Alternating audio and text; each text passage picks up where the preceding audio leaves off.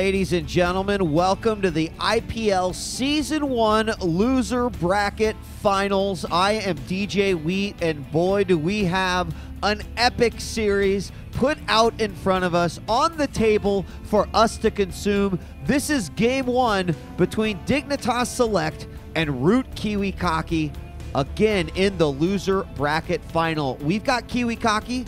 He is our orange Protoss spawning in the northeast position on Xel'Naga Caverns. We've got his opponent, the blue Terran Select, spawning in the southwest. And there is so much of a tale to be told here. We're going to have to take the first few moments of this game to talk a little bit about what is at stake here, because this is the last chance.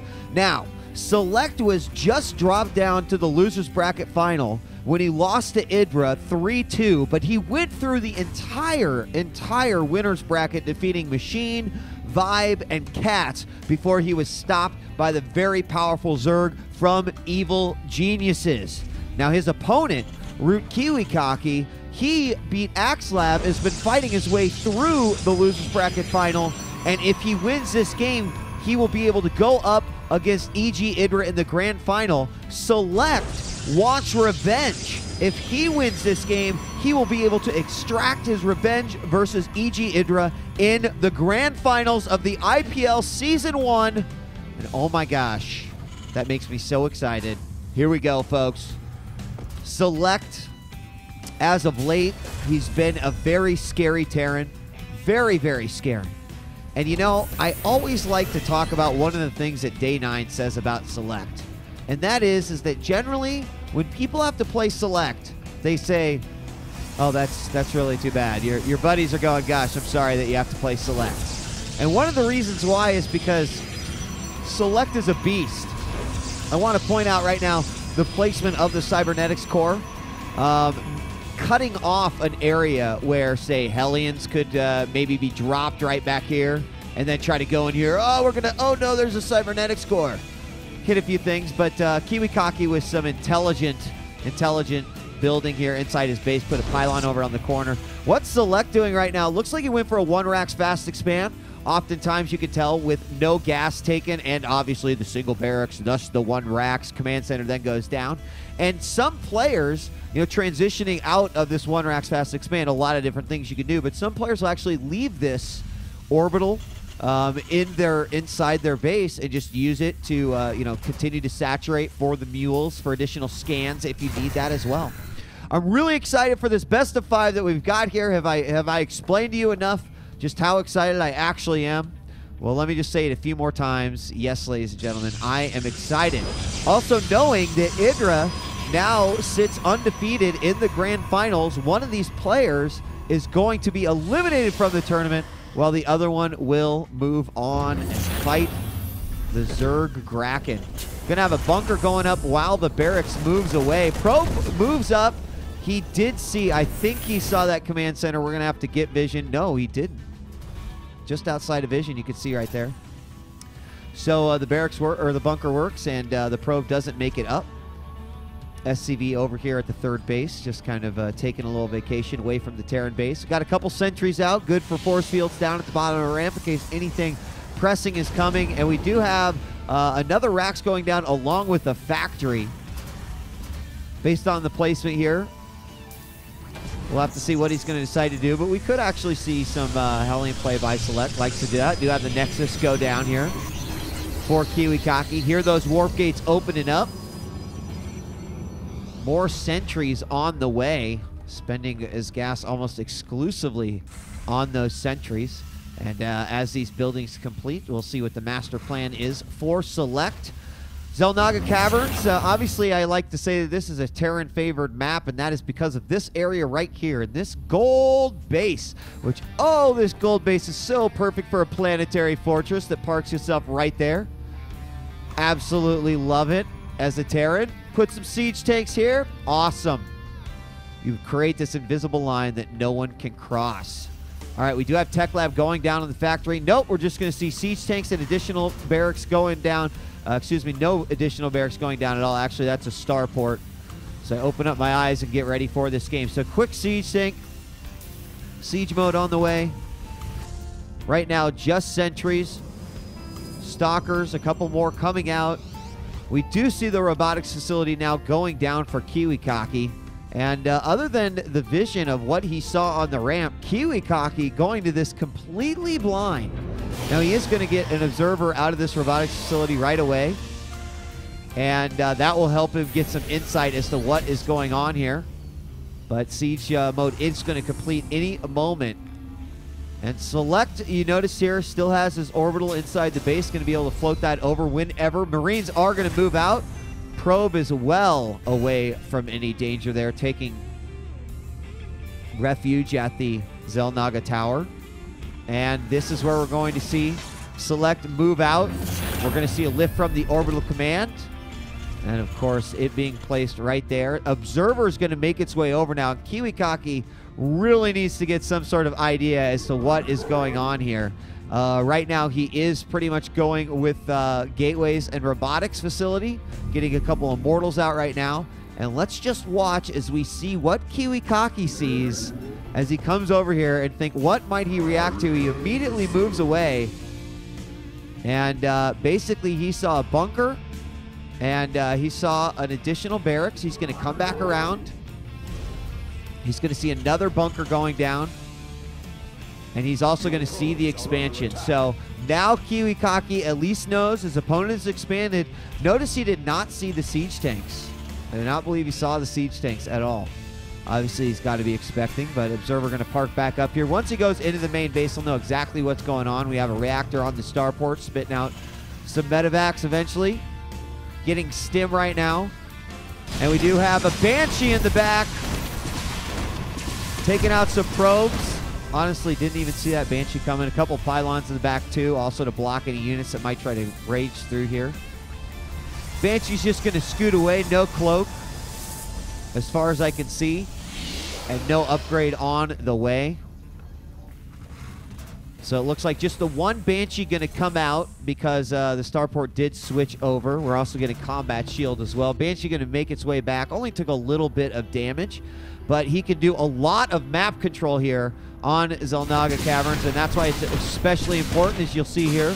He takes out a stalker. His legs collapse into his own body. Poor stalker.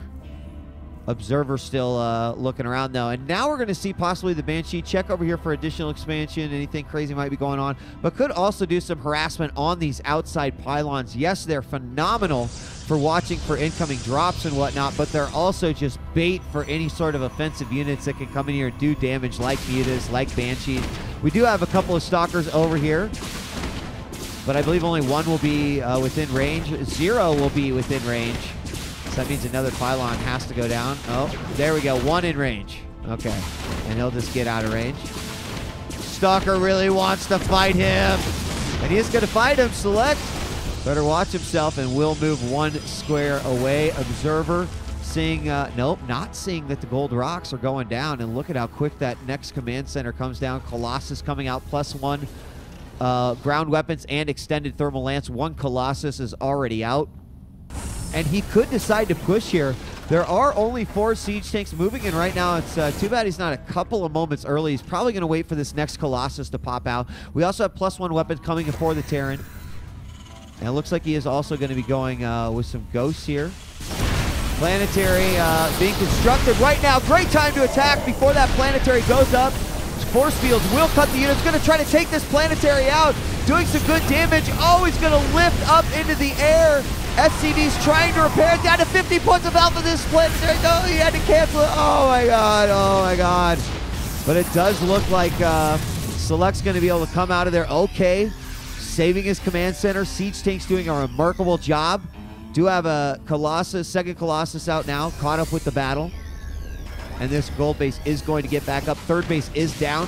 You can see we do have a Banshee. Excuse me, Banshee over here. Getting a little too excited.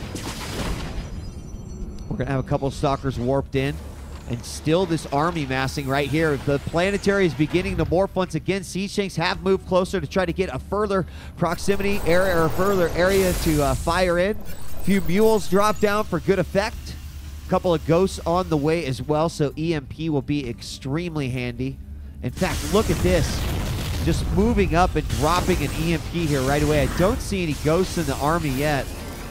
Do we have any ghosts? We do not have any ghosts according to the unit counting station.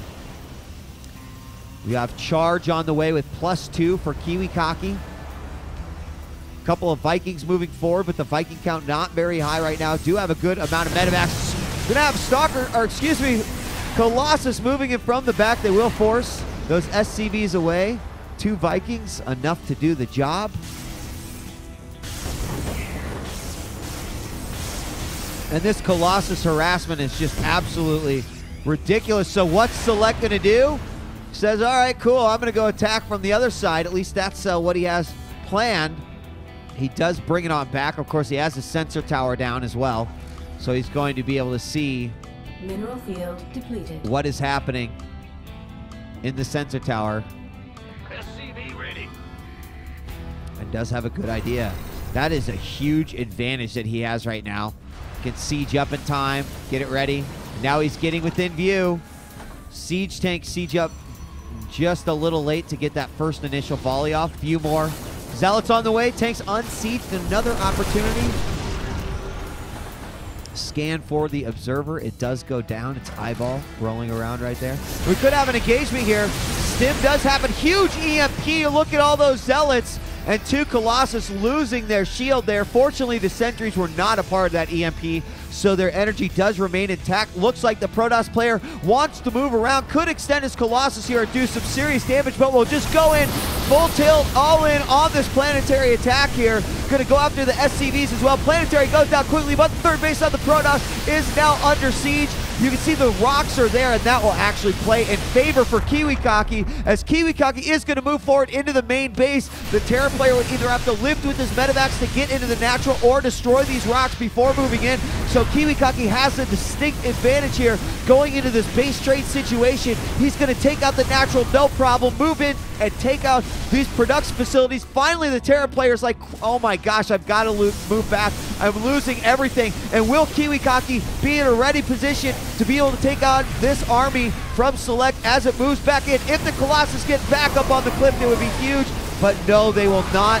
They're going to let the Zealots just wreak havoc inside that base. And now KiWiKaKi is going to just have to fight with what he's got. Has a very low Stalker count, so these Colossus will begin to go down.